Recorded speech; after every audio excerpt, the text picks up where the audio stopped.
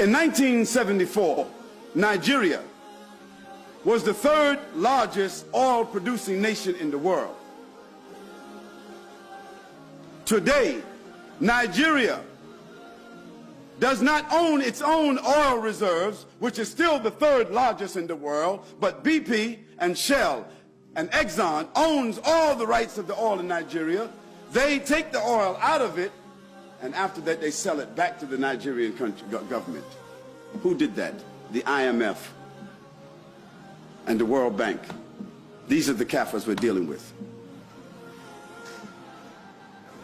Second, making the dollar, whether it is the Australian dollar or the French dollar, or we call them dollars, but we know they call them different currencies, making the currency in the West prevalent as a source of value and eliminating the gold. Because when gold becomes the standard, the countries who have the gold become what? The possessors of the wealth. But they tricked the world and they took the currency and made it the wealth. And so then they took the wealth, paper dollars, and then they took and bought the gold from those countries with paper. So they took the gold and they own it now. All the gold is in Fort Knox and some other places, and they gave those people currency. Then after they gave them the currency, they depreciated the currency through wars. Then they told them now you can borrow more currency, okay, at 20%. And so now they own the country. Devils. Tricksters. Continuing to make developing countries markets for consumption. So the Muslims become consumer societies. They don't produce anything.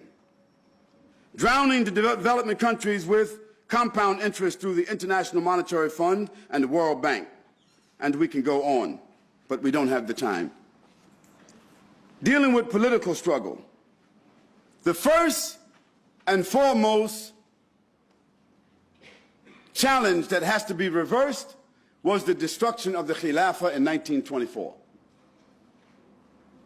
Because even when the Muslim Khilafah, that is the global Islamic state administration, leadership, even when it was corrupt, even when it was weak, still the head was on the body. And the Muslims had a reference, meaning that a strong person could become the Khilafah and then the strength will come back. But now that the head is decapitated from the body, it doesn't matter whether it's a strong person or not. How can a body move around and govern anyone without a head on the shoulders?